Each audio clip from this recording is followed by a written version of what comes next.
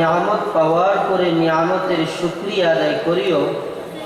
যদি নিয়ামতের শুকরিয়া আদায় করতে পারো, আমি আল্লাহ তোমাদের নিয়ামতকে আরো বাড়াইয়া দেব।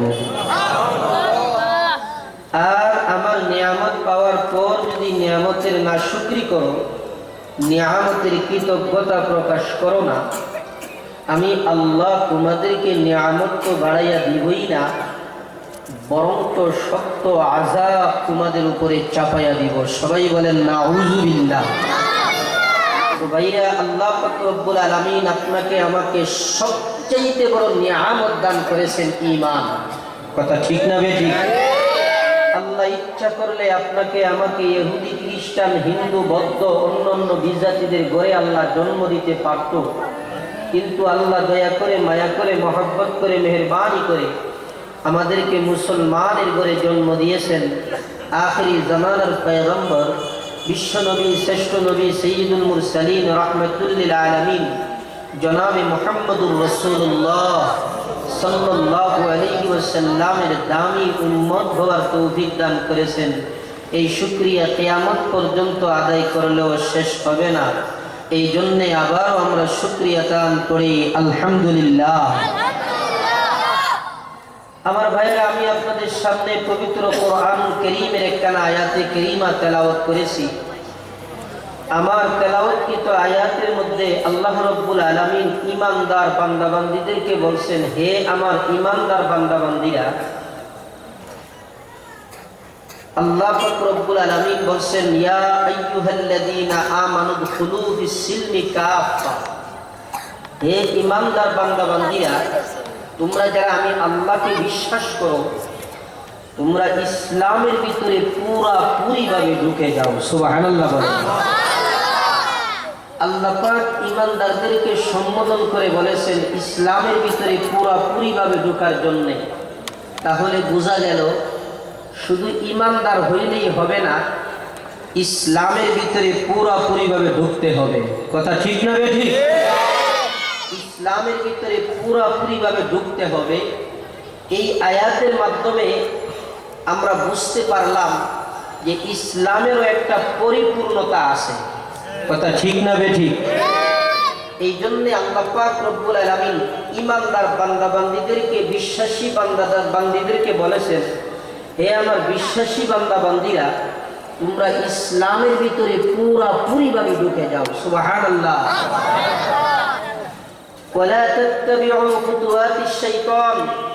খবরদার, শয়তানের পথ অবলম্বন করো না। শয়তান তোমাদের প্রকাশ্যে এবং গোপনে শত্রু। সবাই বলেন নাউযুবিল্লাহ। শয়তান আমাদের শত্রু না বন্ধু? সবাই মুখ খুলে বলেন, শয়তান আমাদের শত্রু না বন্ধু? যে কোনো সময় মানুষকে শয়তান ধোঁকা দিতে পারে কি পারে না? অবশ্যই পারে। কথা ঠিক না ঠিক? এই জন্য শয়তানের ধোঁকা থেকে মুসলমান অবশ্যই বাঁচতে হবে। কথা ঠিক না ঠিক? আল্লাহ পাক রব্বুল আলামিন আবার তেলাওয়াতকৃত আয়াতের মধ্যে ঈমানদারদেরকেই বলেছেন ইসলামের ভিতরে পুরাপুরিভাবে ঢোকার জন্যে, শয়তানের পথ অবলম্বন না করার জন্যে। শয়তান আমাদের প্রকাশ্যে এবং গোপনে শত্রু।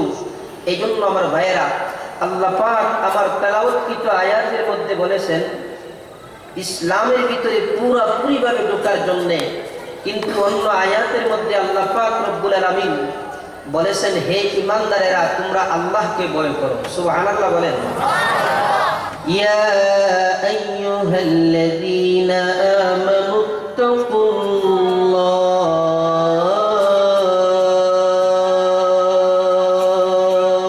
সুবহানাল্লাহ বলেন। হাক্কা তুকাতিহি ওয়া লা তামুতুন্না ওয়া লা তামুতুন্না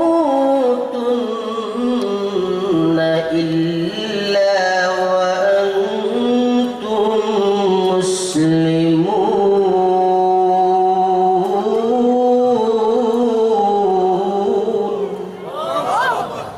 আল্লাহ পাক রব্বুল আলামিন এই আয়াতের মধ্যে বলেছেন, হে ঈমানদারেরা, তোমরা আমি আল্লাহকে ভয় করো, হাক্কা তুকাতিহি, ভয় করার মতো ভয় করো। খবরদার মুসলমান না হইয়া কেউ মরিও না। সবাই বলেন সুবহানাল্লাহ। আমাদের সকলের মুসলমান হইয়া মরা লাগবে কি লাগবে না? এই জন্য যারা মুসলমান হয়ে মরতে চায়, বিশ্বনবী জনাবে মুহাম্মদুর রাসূলুল্লাহ সাল্লাল্লাহু আলাইহি ওয়াসাল্লাম যেই কাজগুলো নিয়ে সমাজের মধ্যে দ্বীনের কাজের আঞ্জাম দিয়েছিলেন, দ্বীনের কাজ করেছিলেন, আল্লাহ পাক রব্বুল আলামিন বিশ্বনবীকে বিজয় দান করেছিলেন। সেই প্রত্যেকটা কাজ আমাদের মধ্যে অবশ্যই থাকতে হবে, তাহলে আপনি আমি পরিপূর্ণ মুসলমান হয়ে যাব। সবাই বলেন সুবহানাল্লাহ। বিশ্বনবী জনাবে মুহাম্মদুর রাসূলুল্লাহ সাল্লাল্লাহু আলাইহি ওয়াসাল্লাম মৌলিক আল্লাহর হাবিবের যে চারটি কাজ ছিল, এই চারটি কাজ যদি আমাদের প্রত্যেকের ভিতরে থাকে, তাহলেই আপনি আমি পরিপূর্ণ মুসলমান হয়ে যেতে পারবো। আল্লাহর নবী যেই চারটি কাজকে সামনে রেখে দ্বীনের কাজের আঞ্জাম দিয়ে গিয়েছিলেন, এর মধ্যে সর্বপ্রথম কাজের নাম হইল দাওয়াত। জুড়ে বলেন কি? আর একটু জুড়ে বলেন কি? এক নম্বর হইল দাওয়াত, দুই নম্বর হইল তালিম, তিন নম্বর হইল তাজকিয়ায়ে নফস, চার নম্বর হইল জিহাদ। সবাই বলেন সুবহানাল্লাহ। এই চারটি কাজ যদি আপনার আমার ভিতরে থাকে, তাহলে আপনি আমি পরিপূর্ণ মুসলমান হয়ে যাব। সুবহানাল্লাহ বলেন। আমার ভাইরা, এই চারটি কাজকে সামনে নিয়ে আল্লাহর নবী দ্বীনের কাজের আঞ্জাম দিয়ে গেছেন। আল্লাহ পাক রব্বুল আলামিন এই চারটি কাজের মাধ্যমে আমার নবীকে বিজয় দান করেছেন। সুবহানাল্লাহ বলেন। এর মধ্যে এক নম্বর বলেন দাওয়াত। জুড়ে বলেন কি? দাওয়াত। এই দাওয়াতের কাজ যত আম্বিয়ায়ে কেরাম দুনিয়ার ভিতরে আগমন করেছেন, সমস্ত আম্বিয়ায়ে কেরামের সর্বপ্রথম কাজটাই ছিল দাওয়াতের কাজ। সুবহানাল্লাহ বলেন। দুই নম্বর, আল্লাহর নবী জনাবে মুহাম্মদুর রাসূলুল্লাহ সাল্লাল্লাহু আলাইহি ওয়াসাল্লাম একজন মানুষকে মুসলমান বানাবার পর, আল্লাহর হাবিবের কাছে যখন একজন মানুষ মুসলমান হলো, মুসলমান হওয়ার পরে সর্বপ্রথম যেই কাজটি তার উপরে ফরজ হয়, সেটা হইল নামাজ। কথা ঠিক না বেঠিক? নামাজ পড়তে হলে সূরা কেরাত লাগে কি লাগে না? সবাই মুখ খুলে বলে লাগে কি লাগে না? নামাজ পড়তে হলে সূরা কেরাত লাগবে, সূরা কেরাত ছাড়া নামাজ হবে না। নামাজের মাসলা মাসাইল, কিভাবে রুকু করতে হবে, সাজদা করতে হবে, কিভাবে কেরাত পড়তে হবে, এই মাসআলা মাসাইলগুলো জানার দরকার আছে না নাই? এই জন্য বিশ্বনবী রাহমাতুল লিল আলামিনের দ্বিতীয় নম্বর কর্মসূচি ছিল তালিম। সবাই বলেন সুবহানাল্লাহ। আমার ভাইয়েরা, আল্লাহ পাক রব্বুল আলামিন বিশ্বনবী জনাবে মুহাম্মদুর রাসূলুল্লাহ সাল্লাল্লাহু আলাইহি ওয়াসাল্লামকে এই দুনিয়ার ভিতরে যখন প্রেরণ করেছিলেন, দীর্ঘ 40টি বছর পর্যন্ত আমার নবী দ্বীনের কাজের দাওয়াত প্রকাশ্যে দেন নাই। আল্লাহর নবী নবুয়ত প্রাপ্ত হন নাই, আল্লাহর নবী দ্বীনের দাওয়াত দেন নাই। কিন্তু আল্লাহর নবী বিশ্ব নবী জনাবে মুহাম্মদুর রাসূলুল্লাহ সাল্লাল্লাহু আলাইহি ওয়াসাল্লাম যেদিন দুনিয়ার বুকে আগমন করেছিলেন, সেই দিন থেকে আপনার আমার নবী, সুবহানাল্লাহ বলেন, আল্লাহর নবী যেই দিন দুনিয়ার বুকে আগমন করেছিলেন, তখন থেকেই আল্লাহর নবী নবী, আল্লাহর নবীর রূহু যেদিন তৈরি করা হয়েছে, সেই দিন থেকেও আল্লাহর নবী, সুবহানাল্লাহ বলেন।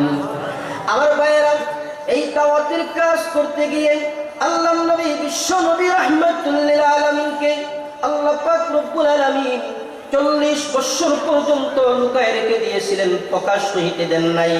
মুফাসসিরিনে কেরাম অনেক কারণ উল্লেখ করেছেন আল্লাহর নবীকে আল্লাহ পাক রব্বুল আলামিন কেন গোপন রেখে দিয়েছিলেন, নবীকে প্রকাশ হইতে দেন নাই। তার একটা কারণ হলো আল্লাহ পাক রব্বুল আলামিন বিশ্ব নবীকে সমাজের মধ্যে প্রতিষ্ঠিত করার জন্য, মানুষ বিশ্ব নবী রাহমাতুল লিল আলামিনকে বিশ্বাস করার জন্য আল্লাহর নবী রাহমাতুল লিল আলামিনকে আল্লাহ পাক রব্বুল আলামিন 40টি বছর পর্যন্ত লুকায় রেখে দিয়েছেন। সুবহানাল্লাহ বলেন। আমার ভাইয়েরা, লুকায় রেখে দিয়ে আল্লাহর নবী বিশ্ব নবী রাহমাতুল লিল আলামিনকে যত ভালো ভালো উপাধি দিয়েছে, সমস্ত উপাধিগুলো কোন মুসলমান দেয় নাই, বেঈমান কাফেররা দিয়েছে। কথা ঠিক না বেঠিক? আল্লাহর নবীকে আল আমিন উপাধি দিয়েছে, আল্লাহর নবীকে সিদ্দিক উপাধি দিয়েছে, কোন মুসলমান দেয় নাই। বেঈমান কাফেররা নবীর আচরণ দেখে, নবীর আদর্শ দেখে আল্লাহর নবী এত সত্যবাদী, আল্লাহর নবী এত বিশ্বাসী, আল্লাহর নবী রাহমাতুল লিল আলামিনের মতো আমানতদার দুনিয়ার বুকে কেউ আগমন করে নাই রে মুসলমান। এই জন্য আল্লাহ পাক রব্বুল আলামিন বিশ্ব নবী রাহমাতুল লিল আলামিনকে মানুষের কাছে প্রচার লাভ করার জন্য আল্লাহর নবীকে 40টি বছর পর্যন্ত আল্লাহ পাক রব্বুল আলামিন লুকায় রেখে দিয়েছে। সুবহানাল্লাহ বলেন। আমার ভাইয়েরা, 40টি বছর পর্যন্ত আল্লাহর নবীর বিরোধিতা কেউ করে নাই।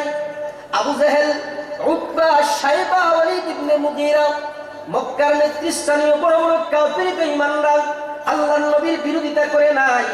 আল্লাহর নবীর বিরুদ্ধে কেউ কোনো কথা বলে নাই, কারণ আল্লাহর নবী তাদের বিরুদ্ধেও কোনো কথা বলেন নাই।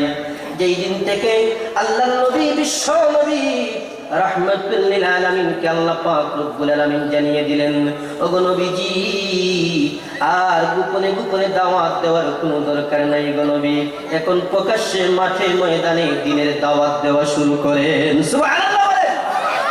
আমার নবী যখন প্রকাশ্যে দ্বীনের দাওয়াত দেওয়া শুরু করলেন, প্রকাশ্যে দ্বীনের দাওয়াত দেওয়া শুরু করার পরে কি অবস্থা হয়েছিল?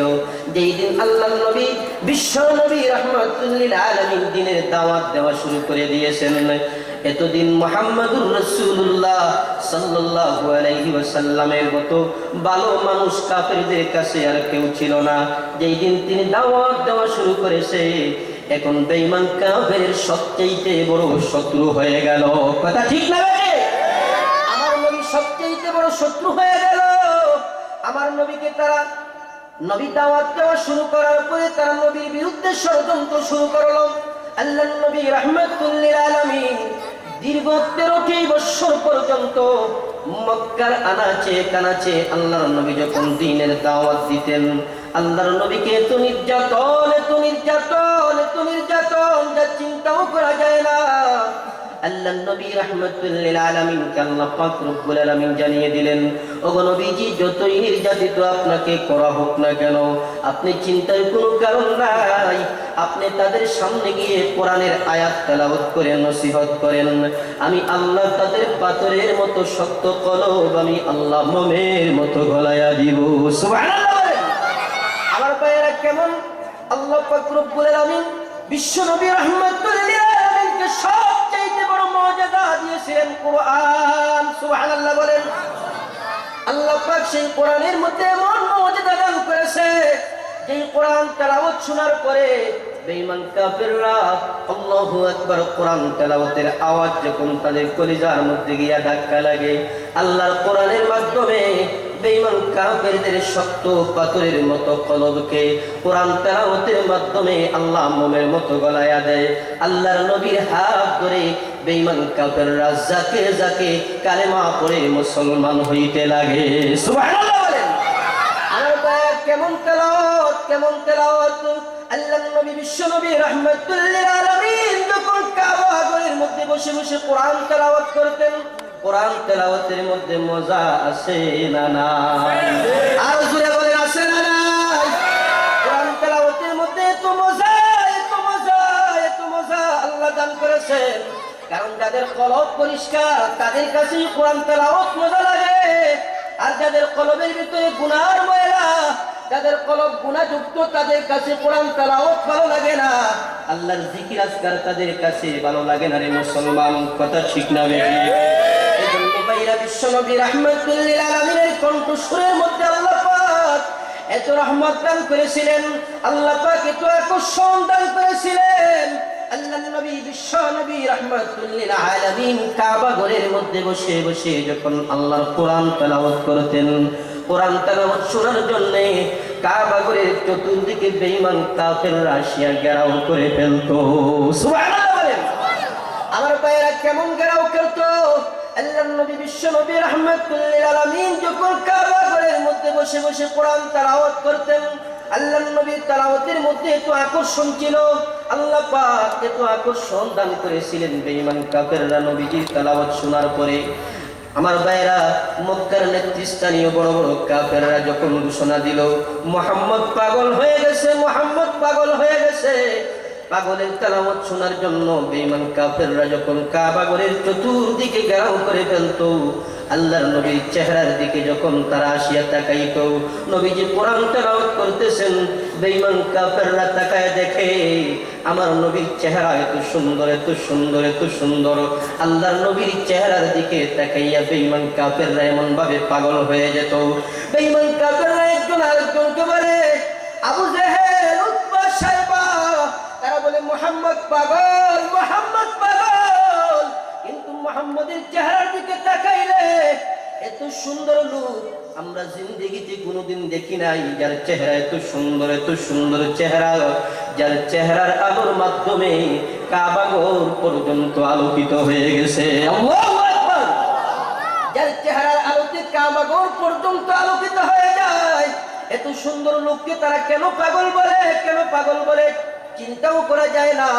আল্লাহর নবী রাহমাতুল লিল আলামিন যখন কোরআন তেলাওয়াত শুরু করেন, আল্লাহর নবীর তেলাওয়াতের মধ্যে এত আকর্ষণ, আল্লাহ পাক রব্বুল আলামিন কোরআন তেলাওয়াতের মধ্যে এত মজা। আল্লাহ পাক রব্বুল আলামিন দেখবেন অনেক সূরা এমন নাযিল করেছেন যেই সূরাগুলো তেলাওয়াত করতেই মন চায়, করতেই মন চায়, যেমন সূরা রহমান। কথা ঠিক না বেশি? আল্লাহ পাক রব্বুল আলামিন বলেন আর রহমান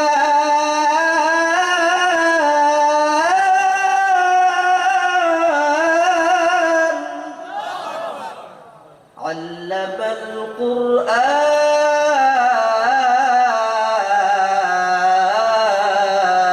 القرآن خلق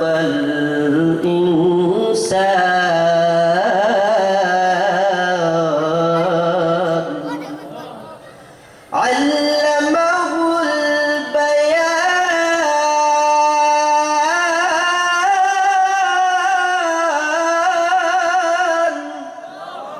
আর জোরে বলেন না আল্লাহু আকবার। ও মুসলমান, কোরআন তেলাওয়াতের মাধ্যমে কি হয় জানো?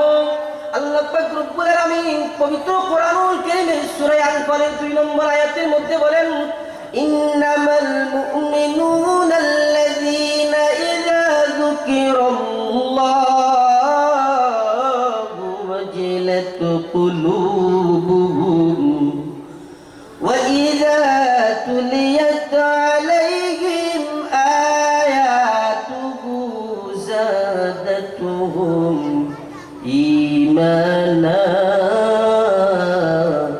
ওয়া আলা রাব্বিহিম ইয়াতাওয়াক্কালুন।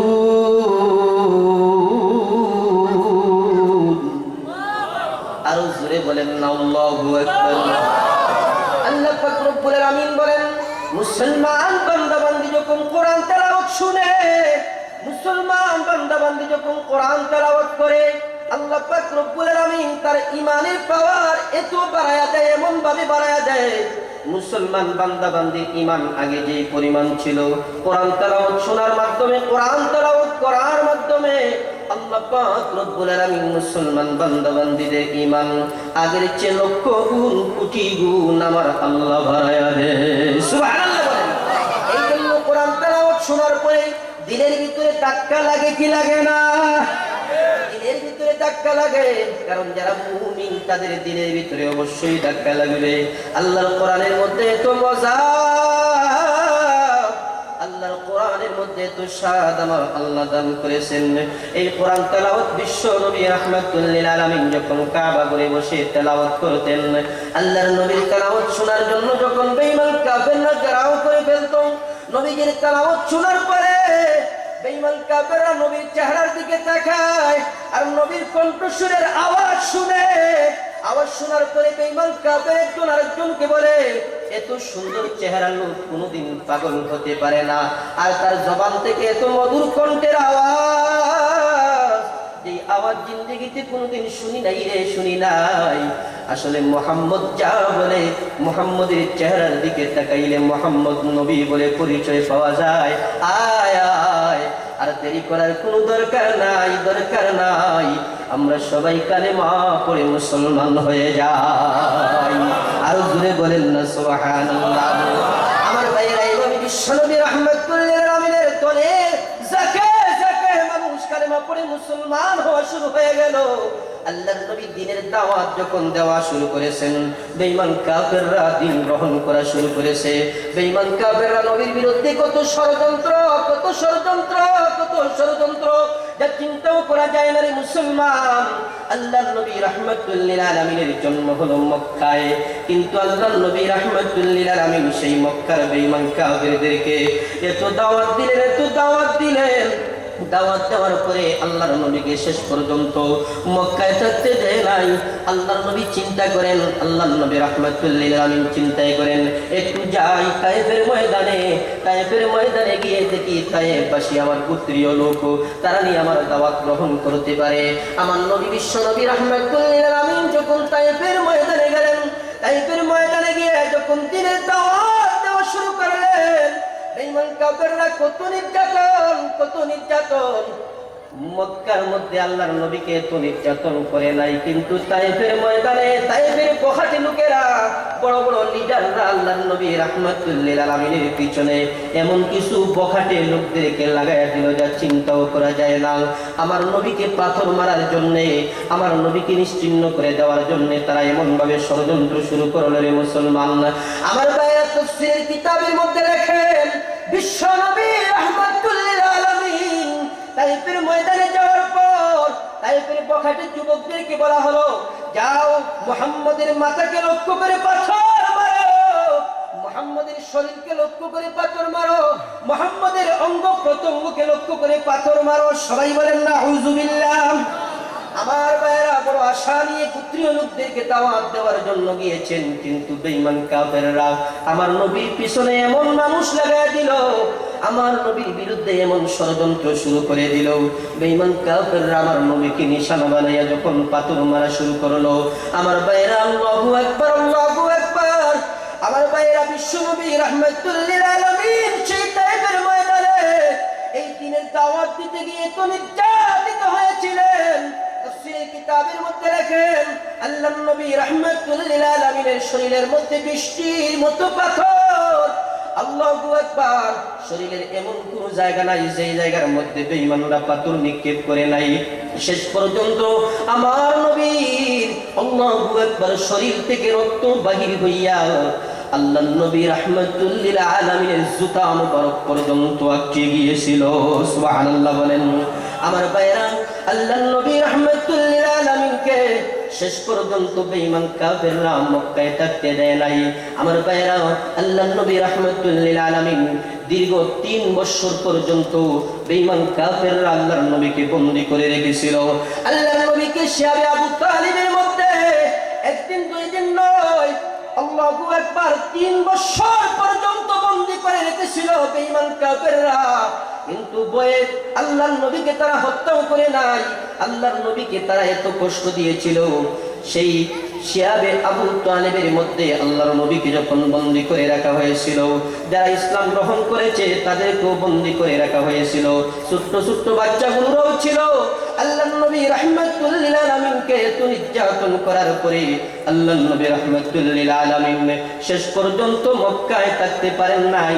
আল্লাহ পাক রব্বুল আলামিন বিশ্ব নবীকে ঘোষণা দিলেন, ওগো নবীজি, আর মক্কায় থাকার সুযোগ নাই, আর মক্কায় থাকার দরকার নাই। আমি আপনাকে ঘোষণা দিলাম, এখন আপনি আপাতত মদিনায় চলে যান। সুবহানাল্লাহ বলেন। আমার ভাইরা, নবীজি কেমনে মদিনায় যাবেন? আল্লাহর নবীকে ঘেরাও করে রাখা হয়েছে এই দুনিয়া থেকে বিদায় করে দেওয়ার জন্য, নবীজিকে হত্যা করার জন্য তারা ঘেরাও করে রাখছে।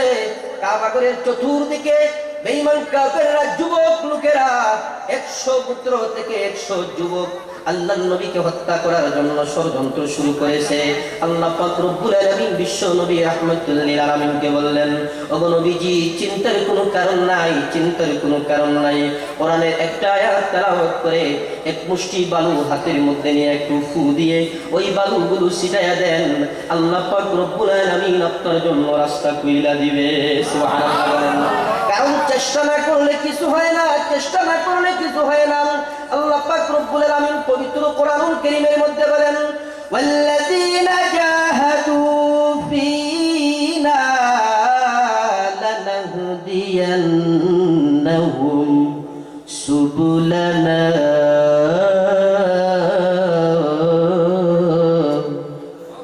ওয়া ইন্নাল্লাহা লামা'আল মুহসিনিন।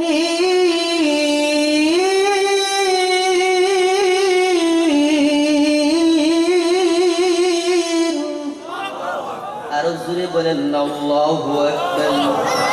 আল্লাহ পাক রব্বুল আলামিন বলেন, হে বান্দা বান্দীরা শুনো, যদি তোমরা আমি আল্লাহকে পাওয়ার জন্য চেষ্টা করো, আমি আল্লাহ পাক রব্বুল আলামিন তোমাকে তোমাদেরকে আমাকে পাওয়ার জন্য যত রাস্তা আছে আমি আল্লাহ সমস্ত রাস্তা খুইলা দিব।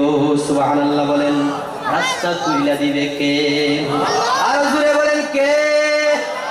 আল্লাহর নবীকে যখন আল্লাহ ঘোষণা করলেন, আল্লাহর নবী রাহমাতুল লিল আলামিন এক মুষ্টি বালু হাতের মধ্যে নিয়ে সূরা ইয়াসিনের একটা আয়াত তেলাওয়াত করলেন। এই আয়াত তেলাওয়াত করে নবী বালুর মধ্যে ফু দিয়ে, এই ফুয়ের কেমন পাওয়ার, সেই ফুটা হলো ইখলাসের ফু। সুবহানাল্লাহ বলেন।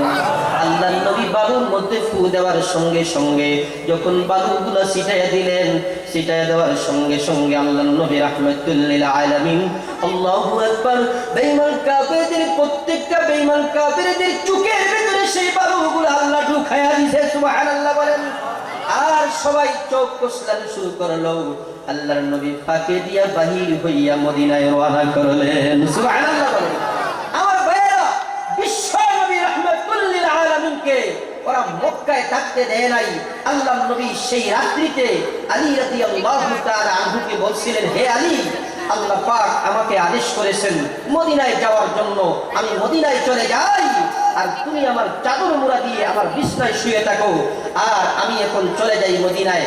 আলী রাদিয়াল্লাহু তাআলা আনহু নবীজির চাদর মুড়া উড়ে আল্লাহর নবীর বিছনার মধ্যে শুয়ে থাকলো। নবীজি মক্কা থেকে হিজরত করে মদিনায় রওনা করলেন। মদিনায় যাওয়ার সময় সর্বপ্রথম আল্লাহর নবী আবু বকরের বাড়িতে গিয়েছেন। সুবহানাল্লাহ বলেন। আলী রাদিয়াল্লাহু তাআলা আনহু মনে মনে চিন্তা করেন, আল্লাহর হাবিবের বিছনায় আমি শোয়া, এই অবস্থায় বেঈমান কাফেররা সকালবেলা যখন নবীকে দেখবে না আমাকে হত্যা করবে, এটা নিশ্চিত। কথা ঠিক না বেঠিক? কিন্তু আল্লাহর নবী আমাকে ঘোষণা করে দিয়েছেন, আল্লাহর জন্য, আল্লাহর দ্বীনের জন্য, আল্লাহর নবীর জন্য আমার জীবন যদি চলে যায়, আমি আলী স্বেচ্ছায় আমার জীবন আল্লাহ এবং দ্বীনের জন্য দেওয়ার জন্য প্রস্তুত। সুবহানাল্লাহ। ও মুসলমান, কেমন আলী, কেমন আলী, কেমন আলী, আল্লাহর দ্বীনের জন্য জীবন উৎসর্গ করে দিয়েছেন। আল্লাহু আকবার। সকালবেলা যখন বেঈমান কাফেররা নবীজির বিছানায় এসে খোঁজ করে, এখন দেখা যায় নবী বিছানায় নাই, নবীজির বিছানায় আলী শুয়ে আছে। সুবহানাল্লাহ বলেন। কোথায় গেল, কোথায় গেল, তারা চিন্তা শুরু করলো, পিছনে পিছনে দৌড় শুরু করলো। মুহাম্মদ পালায়া গেছে।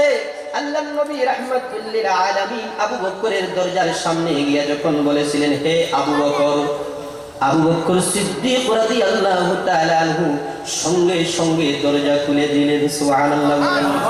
আল্লাহর নবী দুই চোখের পানি ছেড়ে দিয়া কান্দে আর বলে, আবু বকর, তুমি কি রাতে ঘুমাও নাই? তুমি কি রাতে ঘুমাও নাই?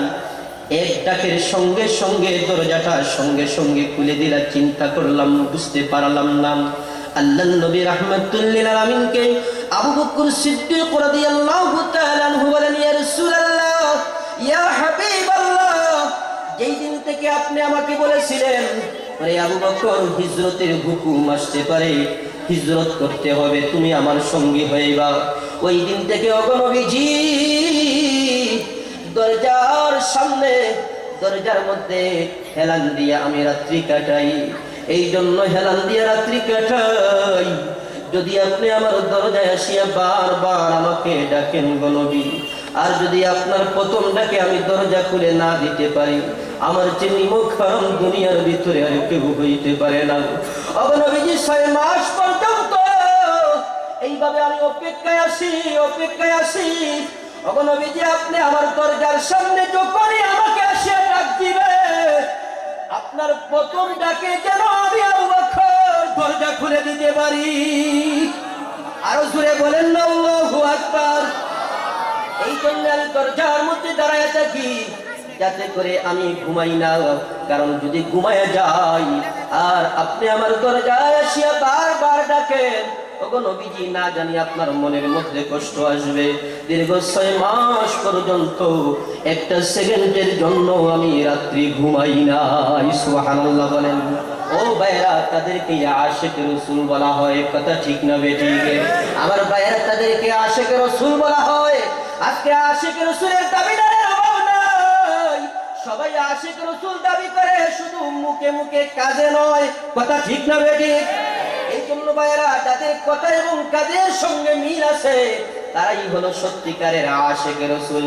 শুধু আশিক রাসূল দাবি করলে হয় না, আশিক রাসূল ওই ব্যক্তি হবে যে আল্লাহর নবীকে জবান দ্বারা মহব্বত করে, অন্তর দ্বারা মহব্বত করে, এবং 3.5 হাত বডির মধ্যে আমার নবী চরিত্রকে ফিট করে, কথা ঠিক না বেঠিক?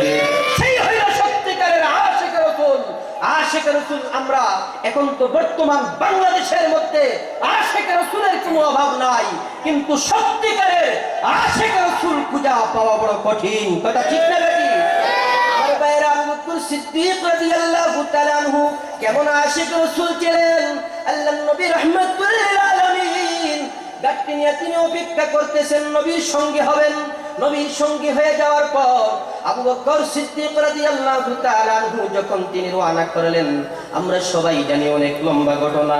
গারে সুরের মধ্যে আল্লাহর নবী, বিশ্ব নবী রাহমাতুল লিল আলামিন যখন তিনি গিয়ে অবস্থান করলেন, আল্লাহর নবী অবস্থান করার পরে আবু বকর সিদ্দিক রাদিয়াল্লাহু তাআলা আনহু, আল্লাহর নবী রাহমাতুল লিল আলামিন ক্লান্ত হয়ে গেলেন।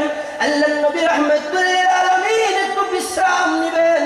আবু বকর সিদ্দিক রাদিয়াল্লাহু তাআলা আনহুর উরুর মধ্যে আল্লাহর নবী এমন ভাবে শুইলেন। আবু বকর সিদ্দিক রাদিয়াল্লাহু তাআলা আনহু আল্লাহর নবীকে উরুর মধ্যে শুয়াইয়া আল্লাহর নবীকে মজা মেরে মেরে আল্লাহর নবীর চেহারার দিকে তিনি তাকায়া আছে। আল্লাহু আকবার। আমার ভাইরা, আবু বকর সিদ্দিক রাদিয়াল্লাহু তাআলা আনহুকে আল্লাহর নবী বলেন, হে আবু বকর, তোমার কাছে কোন জিনিস প্রিয়? আল্লাহর নবী সাল্লাল্লাহু আলাইহি ওয়াসাল্লামকে আবু বকর সিদ্দিক রাদিয়াল্লাহু তাআলা আনহু বলেন, ওগো নবীজি, আমার কাছে 3টি জিনিস সবচাইতে প্রিয়। সুবহানাল্লাহ বলেন। এর মধ্যে 1 নম্বর হলো, ওগো নবীজি, আপনার সামনে যখন আমি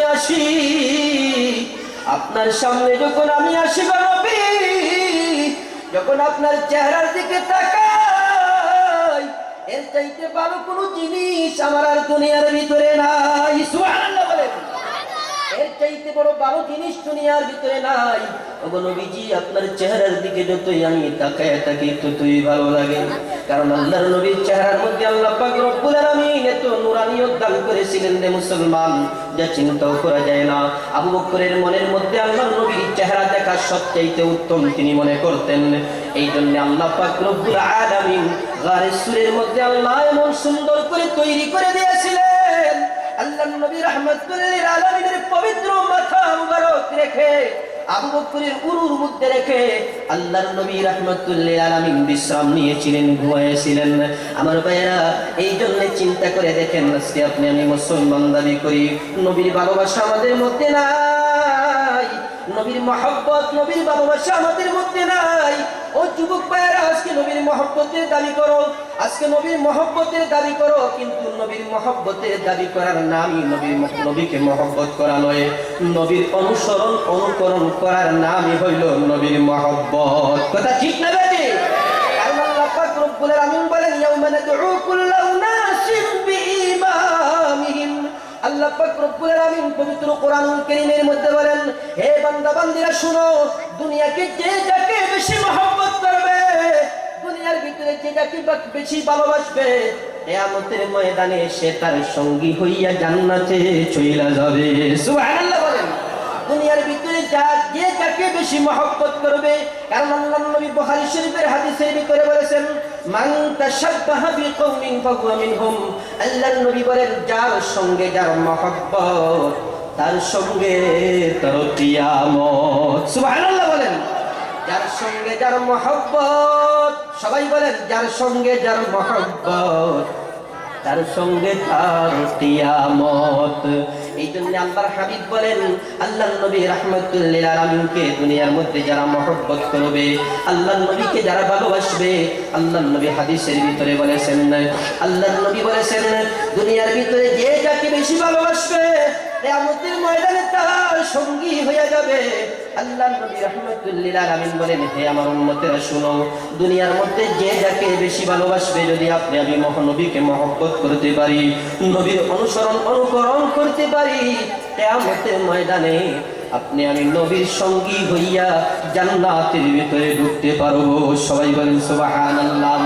এই জন্য আমার ভাইদেরকে বলবো, পর্দার আড়ালের মা বোনদেরকে বলবো, ও মুসলমান, আল্লাহর নবী রাহমাতুল লিল আলামিন এই দিনের কাজ করতে গিয়ে লম্বা ঘটনা বিস্তারিত আলোচনা করার সময় নাই। এই দিনের কাজ করতে গিয়ে আল্লাহর নবী রাহমাতুল লিল আলামিন দাঙ্গা মুবারক শহীদ করে দিয়েছিলেন উহুদের ময়দানে। আল্লাহর নবী রাহমাতুল লিল আলামিন এই জন্য রাহমাতুল লিল আলামিনের সর্বপ্রথম কাজ হইল দাওয়াত। এই দাওয়াত দেওয়া প্রত্যেকের জন্য ফরজ। কথা ঠিক না বেঠিক? দাওয়াত ফরজ। দুই নম্বর হলো তালিম। এই তালিম সকলের জন্য ফরজ। আল্লাহর নবী রাহমাতুল লিল আলামিন বলেন, জরুরত পরিমাণ তালিম শিক্ষা করা, জ্ঞান অর্জন করা, কোরআন শিক্ষা করা, জরুরত পরিমাণ ইলম শিক্ষা করা প্রত্যেকটা মুসলমান নর নারীদের জন্য ফরজ। কথা ঠিক না বেঠিক? কারণ কোরআন যদি ভালো করে না শিখেন, নামাজের মাসলা মাসাইল গুলো যদি ভালো করে না শিখেন, তাহলে নামাজ পড়বেন কেমনে? আল্লাহু আকবার। যখন তোমার তালিম শিখা হয়ে যাবে, তালিম যখন শিখে ফেলবো, নামাজের মাসলা মাসাইল গুলো শিখে যখন নামাজ আদায় করব, নামাজ যখন আদায় করব, 5 ওয়াক্ত আযান হওয়ার পরে যখন মসজিদে গিয়ে নামাজ আদায় করব, নামাজ আদায় করার পর মনের ভিতরে আপনার আমার অনেক শয়তানের কুমন্ত্রণা দিবে। মানুষ আমাকে মুসল্লি বলবে, মানুষ আমাকে নামাজি বলবে, মানুষ আমাকে বড় পরহেজগার বলবে, মানুষ আমাকে বড় আল্লাহওয়ালা বলবে। এইরকম অহংকারী তাকাব্বুরি ভাব আছে কি নাই? অসংখ্য অগণিত মানুষ সে নামাজ পড়ে মানুষটাকে নামাজি বলবে, সে হজ করে মানুষটাকে হাজি বলবে, সে জিহাদ করে মানুষ তাকে গাজী বলবে। এরকম মনোভাব প্রত্যেকটা মুসলমানের ভিতরে ঢুকবে, এর মধ্যে কোনো সন্দেহ নাই। কথা ঠিক না বেঠিক? এই জন্য আল্লাহ পাক রব্বুল আলামিন পবিত্র কোরআনুল কারীমের মধ্যে ইরশাদ করেছেন, এক শ্রেণীর মুসল্লি যারা নামাজ পড়বে, নামাজ পড়ার পরেও তারা জাহান্নামী। নাউজুবিল্লাহ বলেন। বলতে পারেন হুজুর নামাজ পড়ার পর আবার কিভাবে জাহান্নামী হয়ে যায়? এটা আমার ব্যক্তিগত কথা নয়, এটা আমার নিজের বানানো কথা নয়। আল্লাহ পাক রব্বুল আলামিন পবিত্র কোরআনুল কারীমের মধ্যে ইরশাদ করেছেন, আল্লাহ পাক রব্বুল আলামিন বলেন মুসল্লির জন্য জাহান্নাম। কথা ঠিক না বেঠিক? আল্লাহ পাক রব্বুল আলামিন পবিত্র কোরআনুল কারীমের মধ্যে বলেন, ফাওয়াইলুল লিল মুসাল্লিন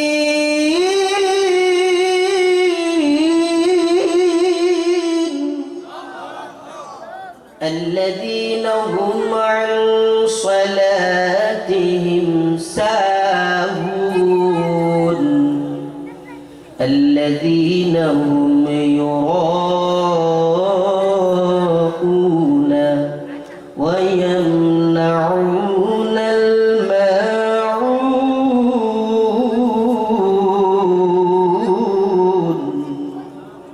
আল্লাহ পাক রব্বুল আলামিন বলেন মুসল্লির জন্য জাহান্নাম। ও মুসলমান, কোন মুসল্লির জন্য জাহান্নাম?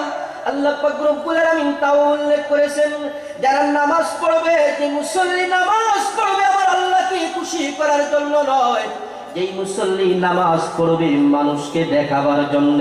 কথা ঠিক না বেঠিক? যেই মুসল্লি নামাজ পড়বে তাকে মুসল্লি বলার জন্য, যেই মুসল্লি নামাজ পড়বে তাই পরহেজগার আল্লাহওয়ালা বলার জন্য, ওই মুসল্লির জন্যই জাহান্নাম। কথা ঠিক না বেঠিক? এই জন্য মুসলমান নামাজ পড়তে হবে কার জন্য? আর জোরে বলেন কার জন্য? নামাজ পড়তে হবে আল্লাহর জন্য। কারণ মুসলমানের প্রত্যেকটা কাজ হবে একমাত্র রেজায়ে মাওলা। কথা ঠিক না বেঠিক? আল্লাহ পাক রব্বুল আলামিন পবিত্র কোরআনুল কারীমের ভিতরে বলেছেন, কুল ইন্না সালাতি ওয়া নুসুকি ওয়া মাহইয়ায়া ওয়া মামাতি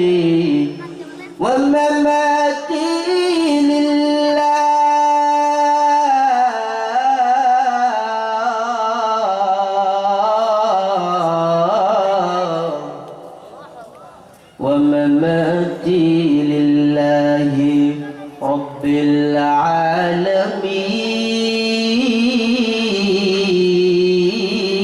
العالمين مسلماني بود گردن نهادن عنان خود بدست خازدادن نیل مومن سوی مومن می شود نیل কাফির সয়ে কাফির মিশাওয়াদ। মুসলমান নামাজ পড়বে কার জন্য? সবাই চিল্লায়ে বলেন, মুসলমান নামাজ পড়বে কার জন্য? মুসলমান রোজা রাখবে কার জন্য? মুসলমান হজ করবে কার জন্য? মুসলমানের হায়াতের মালিক কে? মুসলমানের মৌতের মালিক কে? ও মুসলমান, প্রত্যেকটা মুসলমানের সমস্ত কাজ হবে একমাত্র আল্লাহর জন্য। যেই ব্যক্তি সমস্ত কাজ একমাত্র আল্লাহর জন্য করবে, আল্লাহ পাক রব্বুল আলামিন বলেন, মান ওয়া মান ইয়াতাওয়াক্কাল আলাল্লাহ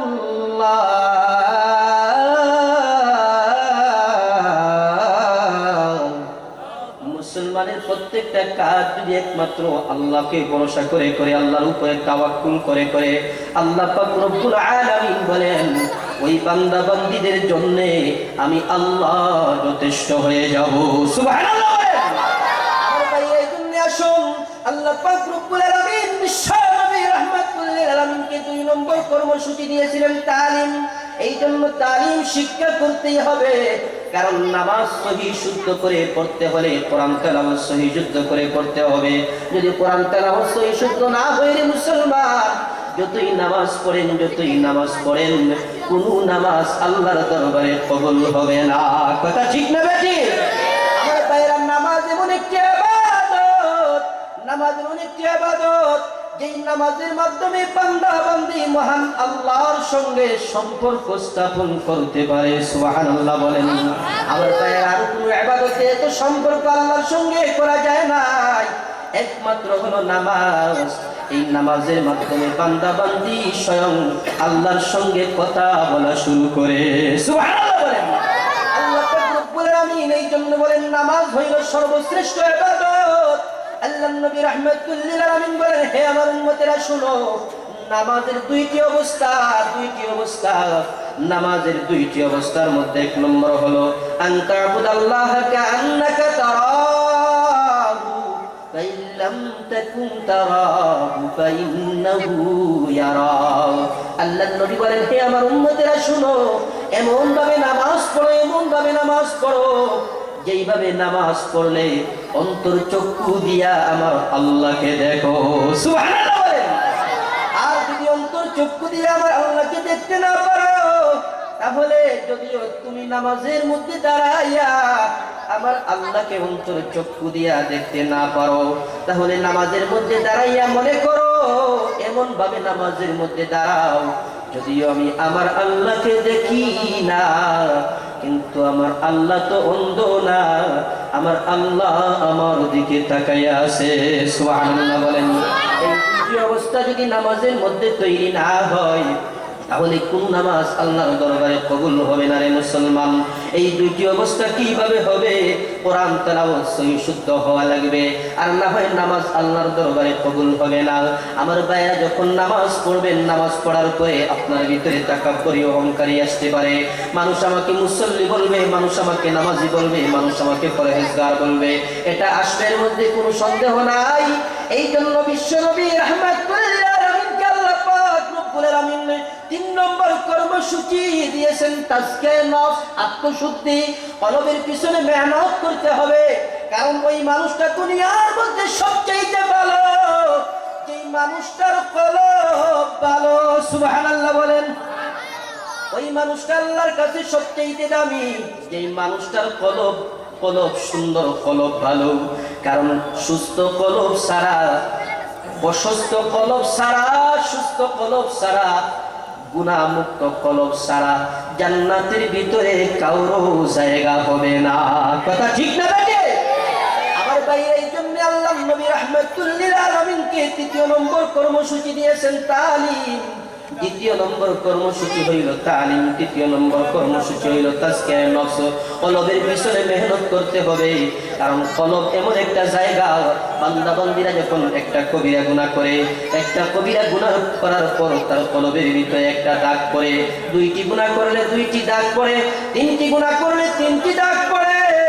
এইভাবে বান্দা বান্দিরা যত কবিরা গুনাহ করে, কবিরা গুনাহ করার কারণে তার কলবের ভিতরে এমন ভাবে দাগ পড়তে থাকে, তখন তার দ্বীনের কথা শুনতে ভালো লাগে না, কোরআন হাদিসের কথা তার শুনতে ভালো লাগে না। কোরআন হাদিসের আওয়াজ যখন তার কানের মধ্যে যায়, মনে হয় যেন বিষ কানের মধ্যে ঢুকছে। আসে না নাই? আরো জোরে বলেন, আসে না নাই? আল্লাহর কোরআনের আওয়াজ সে শুনতে পারে না। কোরআনের আওয়াজ তার কানে গেলে তার অস্বস্তি ভাব সৃষ্টি হয়। কোরআনের আওয়াজ শুনতে ভালো লাগে না, কোরআনের আওয়াজ তার মনের মধ্যে ভালো লাগে না। ও মুসলমান, তুমি মুসলমান দাবি করতে পারো, তাহলে বোঝা গেল তোমার কলবের মধ্যে গুনার ময়লা। যদি তোমার কলবের ভিতরে গুনার ময়লা না থাকে, তাহলে আল্লাহর কালামের মতো মধুর, আল্লাহর কালামের আওয়াজের মতো সুন্দর, কোরআন তেলাওয়াতের আওয়াজের মতো সুন্দর দুনিয়ার মধ্যে আর কিছু নাই। কথা ঠিক না বেটি? ও মুসলমান, এই জন্য আল্লাহ পাক রব্বুল আলামিন সেই কলবের ময়লাকে দূর করার জন্য, কলবের শান্তি আনার জন্য আল্লাহ পাক রব্বুল আলামিন বলেছেন, বিশ্ব নবী রাহমাতুল লিল আলামিনকে 3 নম্বর কর্মসূচি দিয়েছেন তাজকিয়া নফস, আত্মশুদ্ধি। এই কলবের পিছনে যে যত বেশি মেহনত করতে পারবে, আল্লাহ পাক রব্বুল আলামিন এই কলবের সম্পর্ক আল্লাহ পাক রব্বুল আলামিনের সঙ্গে এমন ভাবে করে দিবে, যদি কলবটা পরিষ্কার হয়ে যায়, বান্দা নামাজের মধ্যে দাঁড়াইয়া বান্দা যখন আলহামদুলিল্লাহ রাব্বিল আলামিন তেলাওয়াত শুরু করবে, আল্লাহ এবং বান্দার মধ্যে কোনো পর্দা থাকবে না। বান্দা আল্লাহর সঙ্গে সরাসরি কথা বলা শুরু করবে। আল্লাহু আকবার। এই জন্য আমার ভাইদেরকে বলবো, পর্দার আড়ালের মা বোনদেরকে বলবো, কলবকে পরিষ্কার করতে হবে। কারণ গুনাহযুক্ত কলব নিয়ে যদি দুনিয়া থেকে বিদায় হইয়া কবরে যায়, ওই আল্লাহু আকবার, ওই কবরটা জাহান্নামের আগুনে আসিয়া পড়িয়া যাইবে। এই জন্য দুনিয়ার ভিতরে থাকা অবস্থায় কলবটা গুনাহযুক্ত তাকে গুনাহমুক্ত করতে হবে। আল্লাহ পাক রব্বুল আলামিন বলেন, হে বান্দা বান্দিরা শোনো, আজকে তোমরা শান্তি তালাশ করো, কেউ বা টাকা পয়সার মধ্যে, আজকে শান্তি তালাশ করো, কেউ বা সুন্দর গাড়ি, সুন্দর বাড়ি, এই সমস্ত জিনিসের মধ্যে শান্তি তালাশ করো। কেউ বা বড় শিক্ষিত হওয়ার মধ্যে শান্তি তালাশ করো, কেউ বা বড় বৈজ্ঞানিক, বড় দার্শনিক, বড় শিক্ষিত, কেউ বা মেম্বার, চেয়ারম্যান, এমপি, মন্ত্রী হওয়ার মধ্যে শান্তি তালাশ করো, কেউ বা মুরব্বী হওয়ার মধ্যে শান্তি তালাশ করো। না না, আল্লাহ পাক রব্বুল আলামিন বলেন, শান্তি দুনিয়ার কোনো কিছুর মধ্যে নাই, শান্তি দুনিয়ার কোনো কিছুর মধ্যে আমি আল্লাহ রাখি নাই। আল্লাহ পাক রব্বুল আলামিন বলেন, ওই মানুষটা দুনিয়ার মধ্যে সবচেয়ে শান্তি যেই মানুষটার কলব ভালো। সুবহানাল্লাহ বলেন। আমার ভাইয়ের, আল্লাহ পাক রব্বুল আলামিন পবিত্র কোরআনুল কারীমের ভিতরে বলেছেন, আলা বিযিকরিল্লাহি তাতমাইন্নুল কুলুব। আল্লাহ পাক রব্বুল আলামিন বলেন, হে আমার বান্দা বান্দিরা শোনো, আমি তোমাদের অন্তরের শান্তি রাখছি একমাত্র আমি আল্লাহর জিকিরের মধ্যে। সবাই বলেন সুবহানাল্লাহ। আমার ভাইরা, অন্তরের শান্তি হলো একমাত্র আল্লাহর জিকিরের মধ্যে, আর কোন জিনিসের মধ্যে অন্তরের শান্তি নাই রে মুসলমান। এই জন্য বেশি বেশি কার জিকির করা লাগবে? আর জোরে বলেন, কার? মুসলমান বান্দা বান্দি যখন বেশি বেশি আল্লাহর জিকির করবে, জিকির আজকারের মাধ্যমে তার কলবের মরিচা দূর হয়ে যাবে। কলবের মরিচা যখন বান্দা বান্দির দূর হয়ে যাবে, ওই বান্দা বান্দি দ্বীনের কথা শুনতে ভালো লাগবে, কোরআনের কথা শুনতে ভালো লাগবে। ওই বান্দা বান্দি আল্লাহর হুকুম পালন করার জন্য পাগলের মতো হয়ে যাবে। মুয়াজ্জিন যখন মসজিদের মধ্যে আযান শুরু করবে, যখন বলবে হাইয়া আলাস সালাহ হাইয়া আলাল ফালাহ,